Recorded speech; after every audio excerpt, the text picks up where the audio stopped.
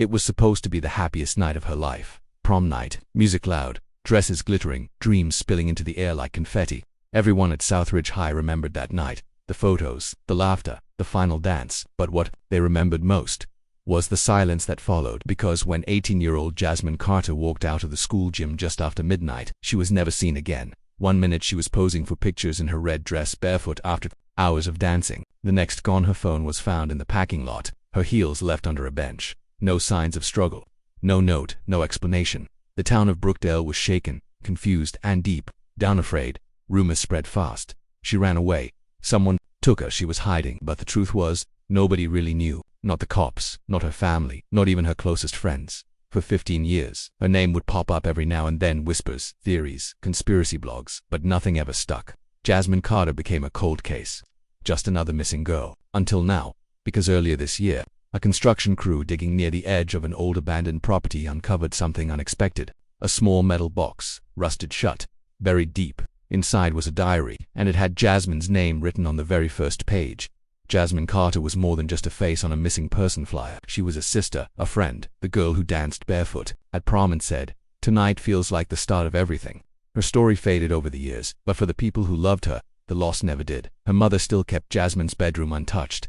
Her best friend Kayla moved away, but never deleted Jasmine's number, and her younger brother, Marcus Lee, 12 at the time, still refused to speak about that night. Everyone had tried to move on, but none of them really did. The diary changed everything. It wasn't just some high school scribble of crushes and classes. It read like a map, a layered emotional puzzle that slowly began to reveal a very different side of Jasmine's final days. Inside were entries that hinted at fear, at secrets, at someone she trusted, and maybe shouldn't have. There were names crossed out, places circled, and one repeated phrase near the end that sent chills through everyone who read it. "If anything happens to me, tell the truth. You know who you are." Who was Jasmine talking about? What truth was she carrying that might have cost her everything? As investigators reopened the case, pieces of the past started to unravel. Old friends were contacted. Former teachers interviewed. The boy she went to prom with, Andre Mitchell, was brought in for questioning, but nothing about this case was simple, because the more they read from that diary, the more they realized Jasmine had been living with something heavy, and she knew it. She wrote about watching her back and not trusting people who smile too much. She wrote about a plan, about getting out, about making it through prom night and then leaving for good. So why didn't she? Who or what stopped her? 15 years is a long time for the truth to stay hidden. But sometimes, the past has a way of clawing its way back to the surface. With Jasmine's words finally in the open, her story is no longer just a message, one written by a girl who knew her time might be running out. And now, after all these years, the question isn't just what happened to Jasmine Carter. It's who made sure we never found out, because the diary didn't end. It stopped mid-sentence. Just for words before the last page was torn out. Words that might have revealed everything. But someone didn't want them to be read. And now, someone else is missing. The last page of Jasmine's diary was gone clean, as if someone had ripped out the most important piece of her story. Investigators weren't even sure how the diary ended up buried in that abandoned lot. The house that once stood there had burned down 2 years after her disappearance. It belonged to a man named Henry Lawson, a retired teacher from Jasmine's high school who had died in the fire. At the time, no one had made the connection between him and Jasmine, but now every thread was being pulled. People in Brookdale started whispering again about Henry, about Jasmine, about things they thought were forgotten. There were rumors that Henry had once taken a strange interest in Jasmine, extra tutoring, long hallway talks, rides home. But no proof, no charges, nothing that ever reached her parents. Her mom, Denise, said she had never heard his name mentioned. Once, if he was someone in her life, she told police he was someone she kept hidden. Kayla, Jasmine's best friend, agreed. She remembered Jasmine acting differently those last few months, quieter, guarded. She started missing calls, skipping their usual meets, and once told Kayla she was just tired of pretending. When Kayla pressed her, Jasmine laughed it off and said she was being dramatic. But now, reading Jasmine's diary, it didn't seem so dramatic. It seemed like a warning. And then came the phone call. 2 weeks after the diary was found, Kayla, now living in Chicago, received an anonymous voicemail. It was short, amansvoice.com/measured. "You shouldn't have said anything. Let the past stay buried." There was no number, no trace of the call's origin. The police traced it as far as a disconnected burner phone, but Kayla knew one thing.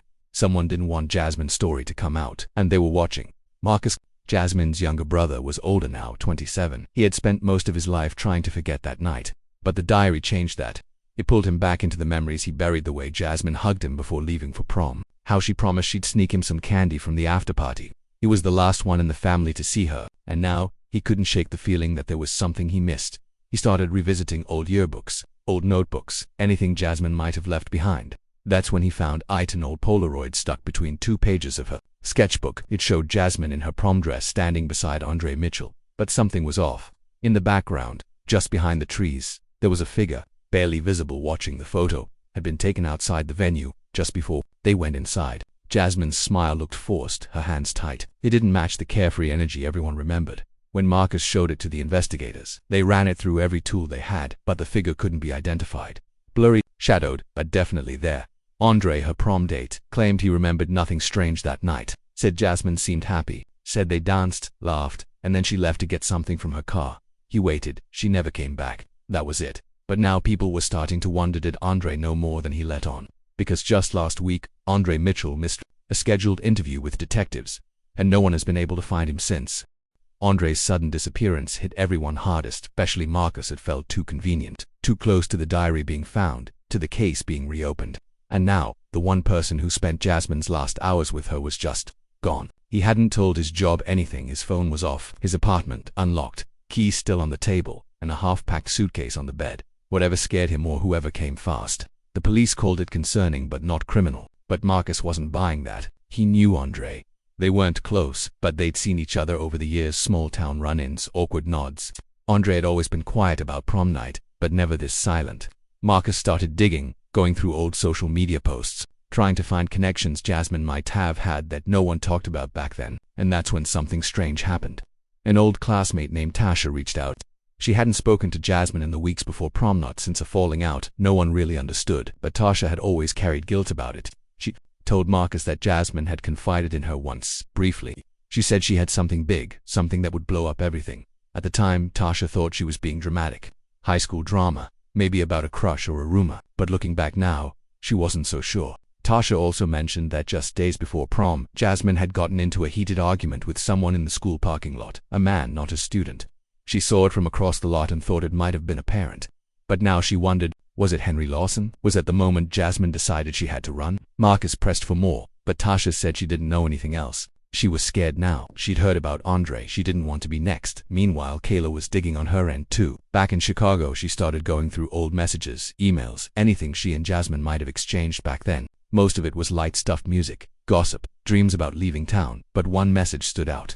It was sent 3 days before prom. Jasmine had written, "If anything happens, check the place we used to hide out. You'll know what I mean." That was it. No context. Kayla thought back. When they were younger, they used to sneak off to a little cabin on the edge of town, just a run-down shed behind her uncle's farm.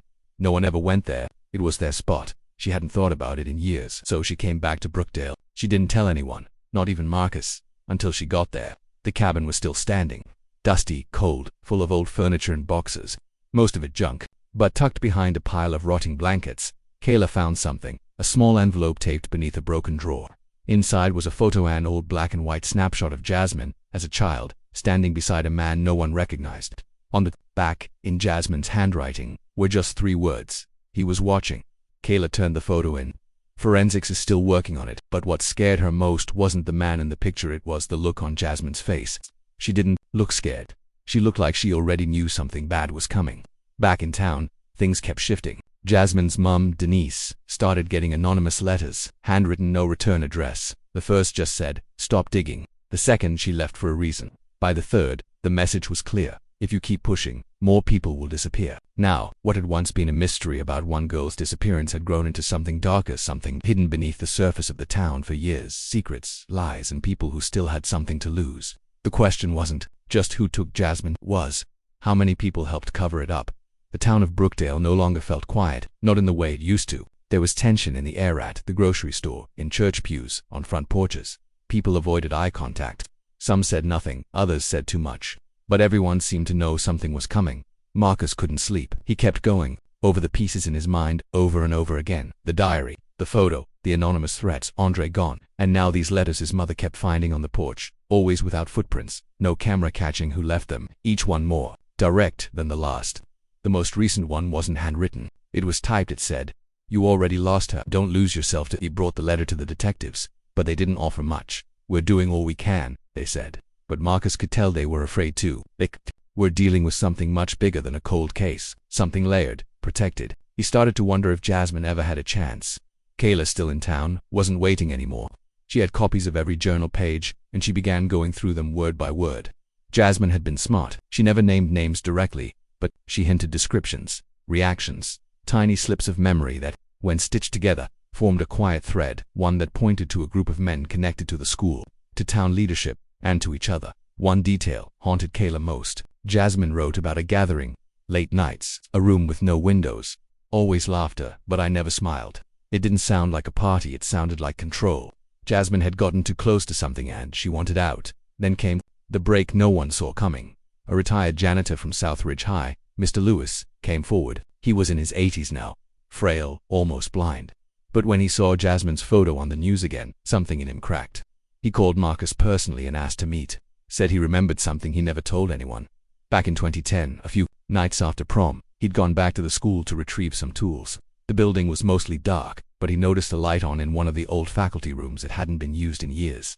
As he passed, he heard voices low, urgent, a girl's voice, crying, and a man's saying, "You can't change anything now." He never saw who it was, but the next morning the room was spotless, like nothing had happened. Marcus recorded the conversation.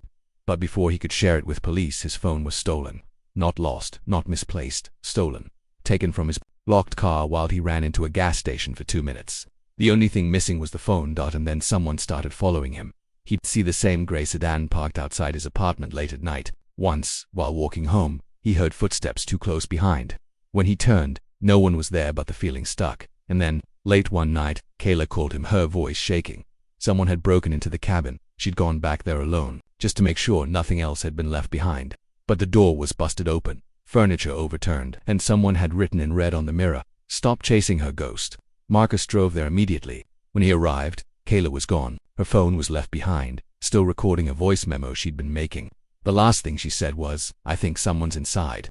Now 2 people were missing. The diary was no longer just a clue, it was a threat. Whatever Jasmine knew, all those years ago, someone was still willing to do anything to keep it buried. The police launched a formal search for Kayla the next morning, but Marcus didn't wait. He retraced every step she might have taken, back roads, the trail through the woods, the broken path behind the cabin. Nothing, not even footprints. Her car was still parked in the clearing, doors locked, keys gone. But inside, on the passenger seat, was something new. Another photograph. It was Jasmine again, this time not at prom. She was sitting on a bench, dressed in regular clothes, eyes wide and looking directly at the camera. Behind her was the unmistakable sign of Brookdale Community Church, its steeple barely visible in the background. The photo had a timestamp, April 27, 2010, 2 days after she disappeared. It didn't make sense. Jasmine had vanished on prom night, April 25th. Everyone had assumed she either ran away or was taken that same evening. But if this photo was real and everything about it looked authentic, then Jasmine had still been alive 2 days later, still in town, still trying to be seen, and someone had been watching her. Marcus stared at the photo for hours. Something felt off. Jasmine's posture, her stillness, the way her hands were clenched in her lap. She didn't look like someone casually sitting on a bench. She looked like someone waiting, or worse, someone trapped. He took the photo to a retired photo technician from the old department store downtown, someone his father used to work with. After examining it, she confirmed the picture was real. No edits, no filters, and the film type. Disposable camera, the kind Henry Lawson was known to use in his photography club, the one he ran at Southridge High. Marcus couldn't believe it. Was this proof that Henry had kept Jasmine hidden? And if so, why hadn't anyone noticed? He went back through school archives, yearbooks, even local newsletters. That's when he found something that made his stomach drop. In a 2010 end photo from the school's newspaper club, standing off to the side, was a blurry image of a girl with her head down, her hair tucked beneath a hoodie, face barely visible. It wasn't obvious, you had to look close. But once he zoomed in, once he tilted the image and sharpened it, it looked just like Jasmine. That photo had been taken in May. If it really was her, she had been alive for weeks after prom. But why had she stayed hidden, or been forced to stay? And more importantly, who else knew?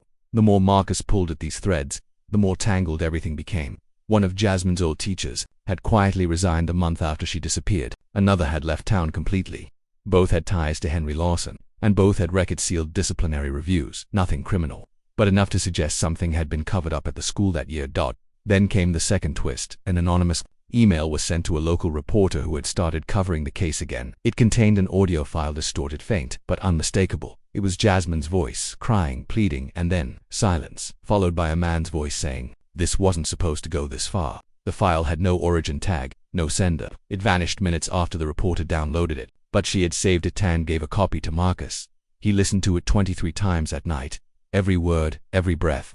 Jasmine had been alive. She had tried to speak, tried to escape, and now, with Kayla missing and the same voices from the past creeping back into the present, Marcus finally understood. This wasn't just a missing person case. This was a story Brookdale had tried to bury for 15 years. And Jasmine wasn't the only one it tried to erase. Someone else had been there and they were still watching. Marcus couldn't shake the sound of Jasmine's voice. The recording stayed with him, haunting every quiet moment. It wasn't just the fear in her words, it was what wasn't said. The hesitation, the wait, the way she paused, as if waiting for someone to stop her, or listening for footsteps. He played it again and again, each time hoping for something new, and that's when he heard it. At exactly 43 seconds in, buried beneath the static and her sobs, a faint noise, a musical chime, not random, deliberate, familiar. It took him a moment, but then he recognized it. The doorbell sound from Brookdale's old community center. The building had been abandoned for over a decade, ever since water damage forced it to shut down. But Marcus remembered that bell it played every time someone entered the main hall. If Jasmine's voice had been recorded there, it meant she hadn't been taken far. The community center was just 5 blocks from the high school. Hiding her there right in the middle of town was bold, but it would have worked. No one would have looked in a building scheduled for demolition. Marcus didn't wait. He grabbed a flashlight and headed there alone, slipping through a broken side entrance. The place smelled like mold and dust. The floorboards groaned under every step, but deeper inside, the layout was exactly as he remembered. Stage storage, rooms, basement. He followed the sound in his memory, letting instinct guide him. Down the narrow stairs, past a rusted boiler, into a dark hallway that led to what was once a utility closet.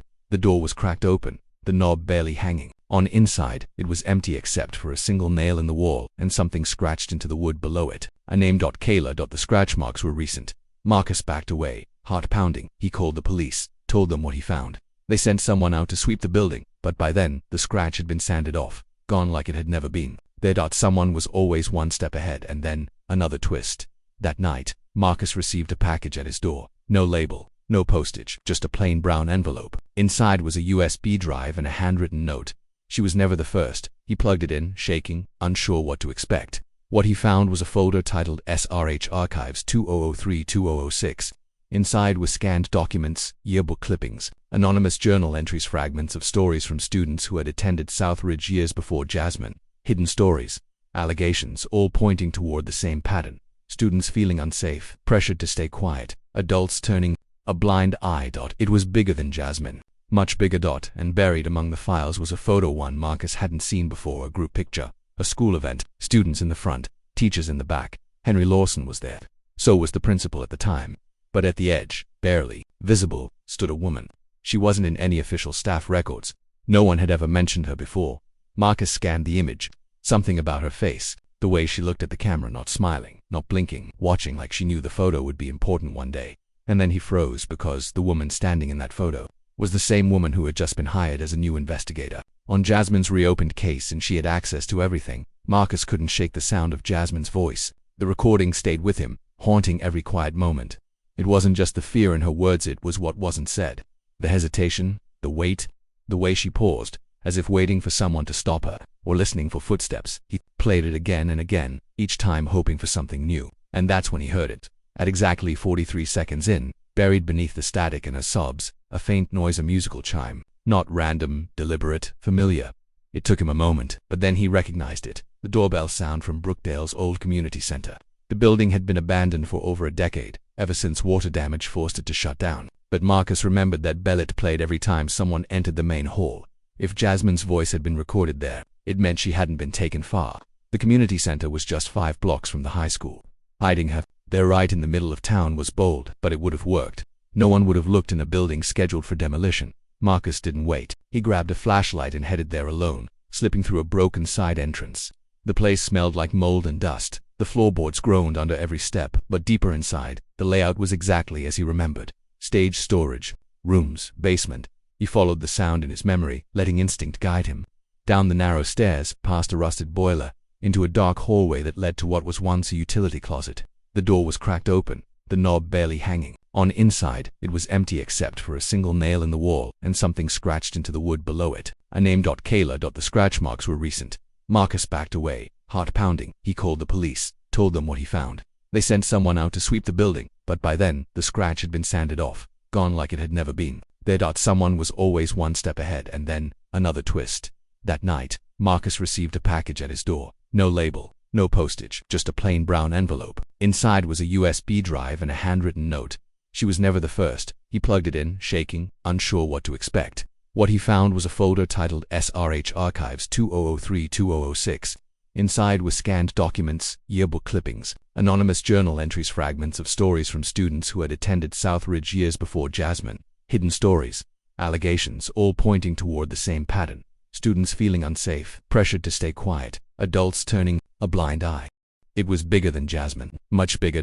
And buried among the files was a photo one Marcus hadn't seen before, a group picture, a school event, students in the front, teachers in the back. Henry Lawson was there, so was the principal at the time, but at the edge, barely visible, stood a woman. She wasn't in any official staff records. No one had ever mentioned her before. Marcus scanned the image, something about her face, the way she looked at the camera, not smiling, not blinking, watching, like she knew the photo would be important one day, and then he froze. Because the woman standing in that photo was the same woman who had just been hired as a new investigator on Jasmine's reopened case, and she had access to everything. Marcus didn't sleep that night. He sat in his living room with the photos spread out in front of him, comparing it to the recent case files. The woman in the picture, now going by the name Detective Lane, had inserted herself into the weak investigation less than 2 weeks earlier. She came with glowing credentials, a calm voice, and had earned his trust almost instantly. Now, everything felt wrong. He brought the photo and USB to the local journalist who had received the Jasmine recording. Together, they traced the woman's real name. Margaret Lane wasn't even her original identity.